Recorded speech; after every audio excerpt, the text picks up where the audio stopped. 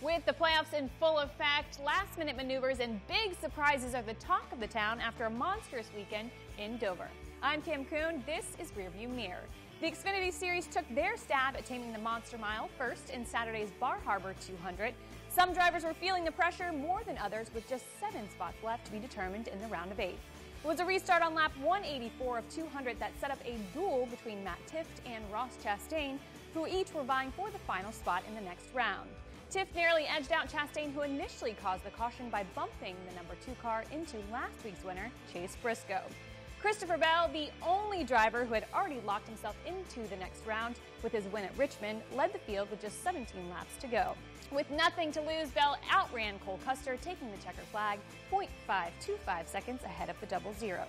Bell broke a tie with Greg Biffle, Kyle Busch, and Carl Edwards for most victories in the series as a Sunoco rookie.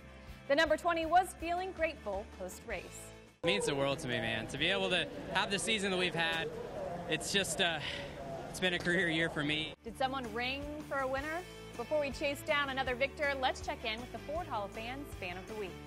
My name is Kathy Schofield, and I'm the Ford Fan of the Week. We've been coming here for about 10 years now. It started out, having a good time with the family. We met so many people here. We started out very small, just us. We met people, they started calling us the Jersey Girls. We have 6 campers that come with us now, and we all get together, pitch in, food, cooking, eating, drinking, and having a wonderful time together with great friends. Are you the world's greatest NASCAR fan? Here's your chance to prove it. Go to NASCAR.com/Ford and tell us why you should be inducted into the Ford Hall of Fans. You can win a new Ford vehicle plus a VIP experience at the 2018 Ford Championship Weekend. All right, let's cut to the chase because there's a new winner at Dover.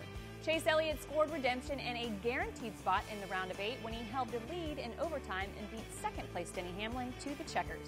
Strategy paid off when the number 9's crew chief Alan Gustafson told Elliott to stay out twice following cautions on lap 391 and 396. But it was Kevin Harvick who seemed to have gold in his eyes for the majority of the race. The number 4 won the first 2 stages and led 286 of 404 laps before a flat tire set him back late in the race. Pit road issues were the trend as Kyle Busch and Martin Truex Jr. also had trouble thanks to speeding penalties. 11-time Dover winner Jimmie Johnson wanted to overcome last week's heartbreak but suffered a broken lower ball joint and finished 36th. The number 10 of Eric Almirola was looking good for a stretch, leading 45 laps following a restart on lap 349, but then chaos ensued as his teammate Clint Bowyer brought out a caution after suffering multiple problems.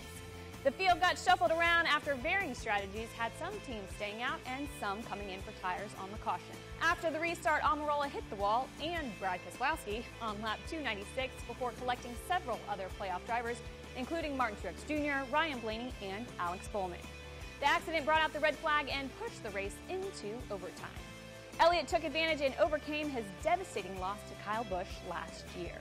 What a day. Just thanks to those guys, man, and that man right there in that white shirt coming over here because he has done so much for me, and wish my mom and dad were here. But man, it's been a hell of a day. Thank you guys. Y'all are badass.